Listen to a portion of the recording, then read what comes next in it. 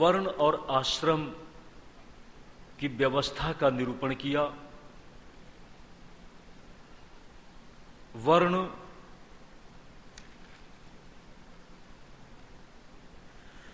विप्र क्षत्रिय विटशूद्र मुखबाहुरूपादजा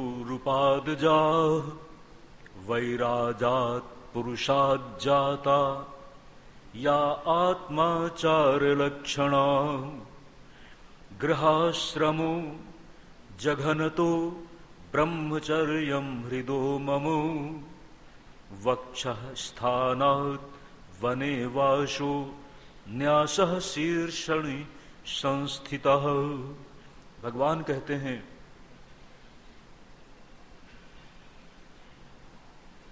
गृहस्थाश्रम मेरा जघन प्रदेश है, ब्रह्मचर्य मेरा हृदय है, बाणप्रस्थ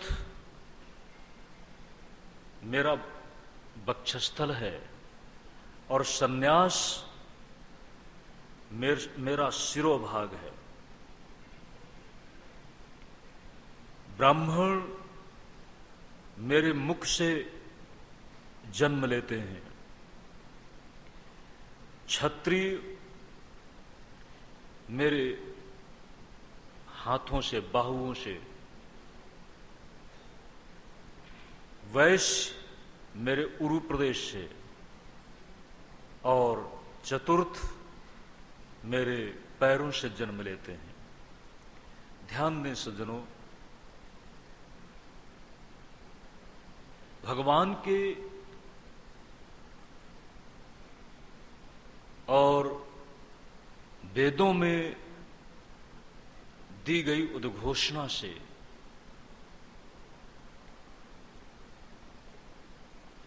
जिनकी अंतः प्रज्ञा स्वच्छ नहीं है, भ्रमित होते हैं। आपके पैर जमीन में चलते हैं, मिट्टी लगती है, लेकिन पैरों से चलने के बाद जब आपका मनोरथ पूरा होता है, जब आप कहीं पहुंच जाते हैं, किसी व्यक्ति या वस्तु से मिलना है और आप चल करके जाते हैं, हाथ मिलाते हैं, स्वागत में आपको कुछ खाने पीने को मिलता है। सज्जनों, अगर पैर विद्रोह कर दें कि चल करके हम लाए और खाना दिया जा रहा है मुख को,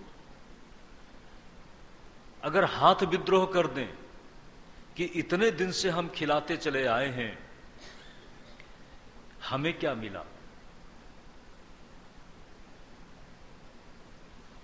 लेकिन जहां पर अंगांगी भाव है वहां पर कोई विरोध नहीं है। आज हर बात को एक राजनीतिक रंग देकर गलत ढंग से देखने के लिए प्रोत्साहन दिया जाता है। ऐसा भी हुआ कि थोड़ी बहुत कुछ नासमझी में, और सज्जनों एक बात कहूंगा, नासमझी पंडित से भी हो सकती है, नासमझी हमारे किसी महात्मा जी से भी हो सकती है।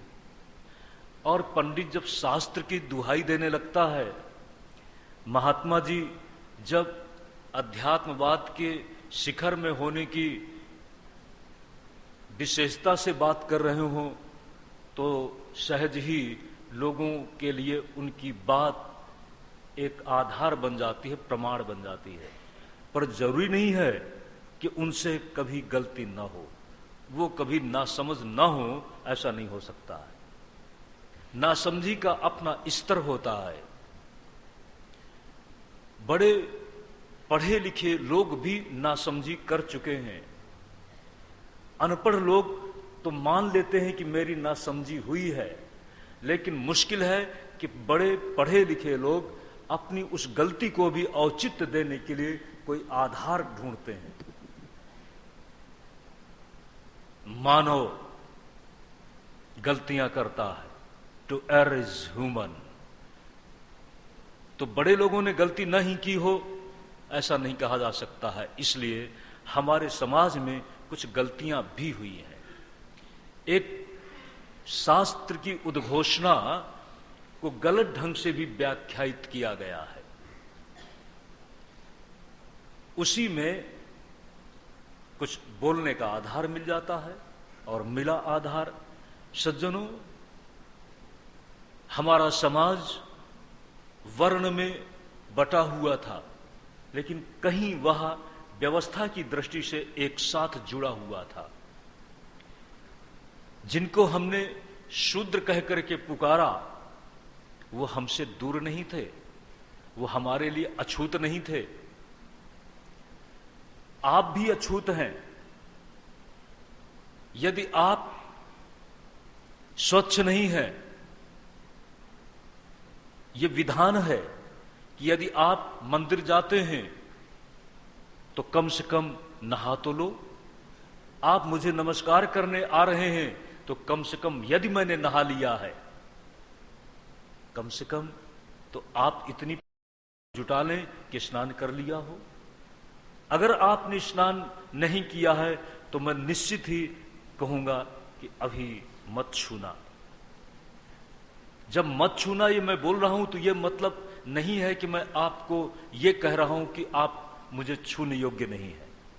लेकिन अगर आपके पास में कोई खड़ा हुआ व्यक्ति हो तो उसकी गलत व्याख्या कर सकता है। कभी ऐसा भी हुआ है। और गलत व्याख्या जब सामूहिक रूप से कर दी जाती है तब तो और भी विडंबना की बात बन जाती है। खैर, हम आगे बढ़ें। हमारे शास्त्र और हमारे शास्त्र का उद्घोष करने वाले वेद और वेद में जो हमारे भगवान वासुदेव कृष्ण, इनकी वाणी कभी अन्यथा नहीं होती। भगवान ने कहा वर्ण और आश्रम मुझसे ही है। शायद पहले आपने सुना तो है, लेकिन आपको शायद याद नहीं होगा। भगवान ने कहा गृहाश्रमो जघनतो ब्रह्मचर्यम हृदो ममो बक्षः स्थानात् बने वासो न्यासः शीर्षणि संस्थिता।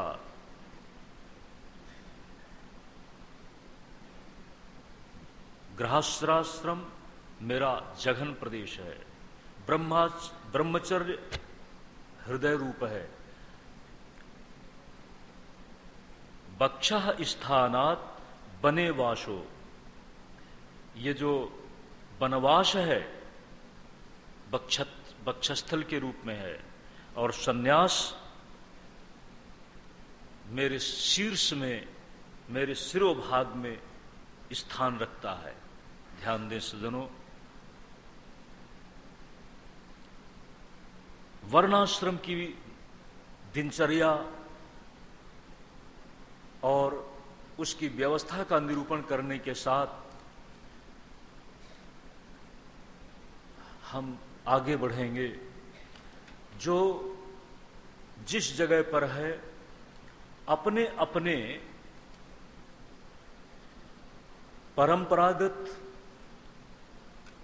कर्म का अनुसरण करता हुआ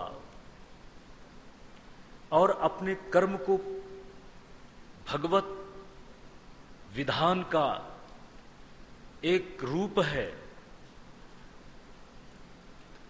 शास्त्र का निर्देश है, हम अपनी अपनी जगह पर काम करते चलें। सज्जनों, आप थोड़ी देर के लिए नीचे बैठे हैं और मैं ऊपर बैठा हूं। मुझे कोई ऊपर बैठने की ज्यादा खुशी नहीं है। सच तो यह है कि ऊपर मैं इसलिए बैठा हूं कि ताकि आपको दिखाई पड़ूं। अगर आपके पास में आकर के बैठ जाऊं तो उसमें मेरी किसी भी तरह से कमी हो ऐसा नहीं है, मेरे में कोई न्यूनता आ जाए ऐसा नहीं है। लेकिन सज्जनों, लगता ऐसा कि वक्ता एक ऊंचाई से बोल रहा है तो जरूर उसका सम्मान होना चाहिए। सम्मान का अहम जब वक्ता में पैदा हो गया आपके द्वारा दी गई व्यवस्था से, तो यदि वह सम्मान के अहम में अपने इस मर्म को समझ नहीं पाता है तो हर वक्त आपसे उसी तरह से सम्मान चाहता रहेगा। और कभी आपसे सम्मान न मिला तो उसके अहम में एक भाव झलक रहा होगा। ब्रह्मचर्य, गृहस्थाश्रम और सन्यास में जिसकी जो पात्रता है, जहां पर जो है उसके लिए एक आचार संहिता है। उस आचार संहिता का निर्वाह करता हुआ जब समाज चलता है, ध्यान दें सज्जनों, सन्यासी और सन्यासी की बात बड़ी अच्छी है, लेकिन सन्यासी ने सन्यासी की कक्षा से उस बात को पाया है। आपको अगर पाना है तो आपको सन्यासी होना पड़ेगा। एक तो यह तरीका है। दूसरा तरीका भी हो सकता है, अगर सभी सन्यासी हो जाएं, बड़ा प्रश्न है। सन्यास भगवान कहते हैं मेरा शीर्ष स्थानीय है, बात भी सही है। ब्रह्म ज्ञान बहुत उच्च कक्षा का तात्विक ज्ञान जिसकी सिद्धि है सन्यास में। तो सज्जनों, अगर सभी सन्यासी हो जाएं तो संसार चलेगा। संसार का कठोर कर्म, जिस कर्म के बिना हमारा जीवन नहीं चल सकता, मुझे पहली बार पता चला, इसके पहले पता नहीं था। एक मकान बनाना है तो क्या क्या चीजें इकट्ठा करना पड़ेगा। क्या लोगों को पता है कि मकान बनाने में कितना क्या कुछ करना पड़ता है। घर चलाने में बच्चों को क्या पता है कि ये अनाज कैसे पैदा होता है और अनाज किसके श्रम का परिणाम है। आज लोग गांव से भाग रहे हैं शहर की तरफ। अगर कृषि कर्म में लगे हुए खेडूत के द्वारा अनाज न उत्पन्न किया जाए तो सज्जनों, उसी दिन हमारा जीवन लड़खड़ा जाएगा। शहर के औद्योगिक विकास की भी जरूरत है, कपड़े की भी जरूरत है,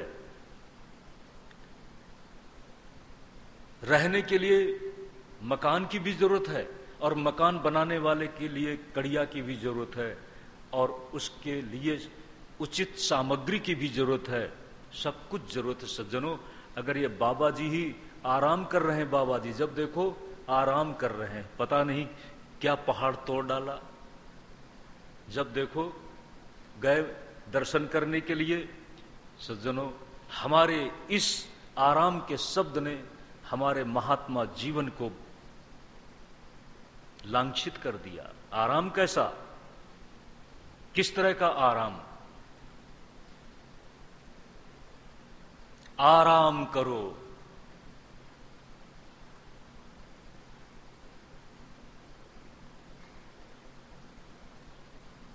अगर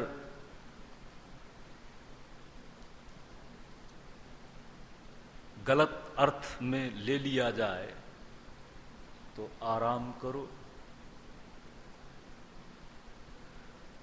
राम आ जाएं, उनके आने के लिए आप जो कुछ करने योग्य है वह करो।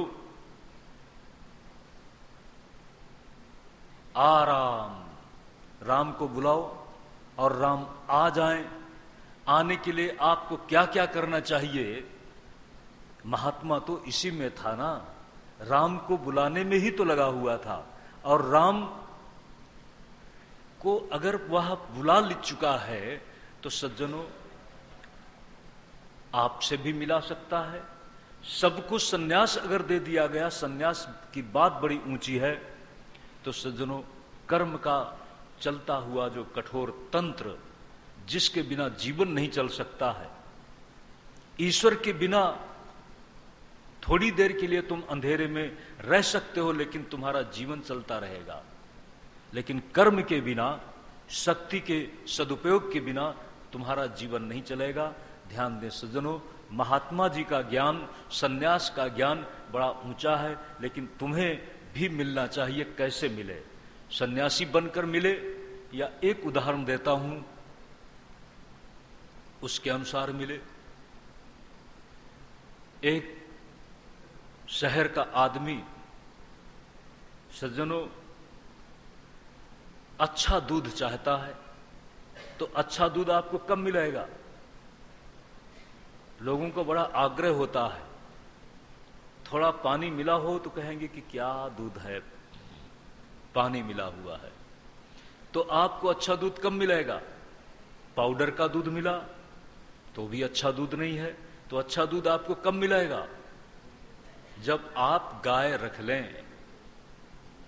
ये आपकी इच्छा की बात है, समझदारी की बात है कि आप गाय रखते हैं कि भैंस रखते हैं। क्या रखोगे? मुश्किल है। पसंद करते हैं भैंस का दूध, पसंद करते हैं भैंस का दूध। लेकिन सज्जनों, जरूरी नहीं है कि जो आपको पसंद है उसमें सभी गुण मौजूद हों। आपको अगर गाय का दूध पसंद नहीं आता, लेकिन गाय का दूध प्रयोग करना, उसमें बड़ी पवित्रता है, बड़ी ऊर्जा है। गाय के दूध की विशेषता यह है कि गाय का बछड़ा थोड़ी देर में छलांगे लगाने लगता है। गाय के बछड़ी की बोली देखो, कितनी मधुरता से बोलता है।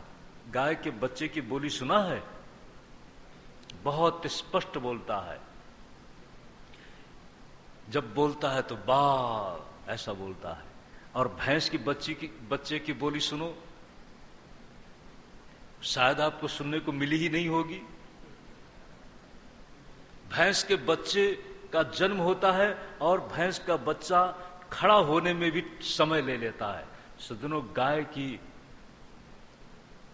विशेषता है, गाय के दूध की विशेषता है, गाय के गोबर की विशेषता है।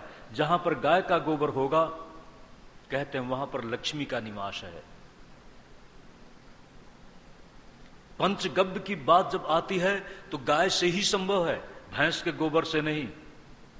जब बैतरणी से पार होना है तो गाय की पूंछ ही सहारा बनेगी सज्जनों, भैंस नहीं। इसलिए गाय के प्रति आस्थावान बनना। आप कहें कि ये तो बहुत पुरानी बातें हैं। पुरानी बातें तो हैं, लेकिन आप पुरानी बातों के साथ हैं या नहीं? आपने सुना कभी भागवत की कथा इतनी बार सुन डाली, कभी उसमें सुना कि भगवान कृष्ण भैंसों के पीछे घूम रहे थे, गायों के पीछे थे? तो क्या नाम पड़ गया? गोपालक। सज्जनों, तो आपको अच्छा दूध चाहिए तो गाय पाल लेना, लेकिन बड़ी मुश्किल होगी। आप अपने घर के आगे बांधेंगे कहां? तब मैं आपको एक दूसरा उपाय बताता हूं। किसी अच्छे ग्वाले से दोस्ती कर लेना। अच्छे ग्वाले से जब आप दोस्ती कर लेंगे तो आपको अच्छा दूध मिल जाएगा। मिलेगा कि नहीं मिलेगा? ठीक, अगर आपको सन्यास के मर्म को पाना है, सन्यासी के उस अनुभव सिद्ध ज्ञान को आप अपने में पाना चाहते हैं, तो किसी सन्यासी से दोस्ती कर लो।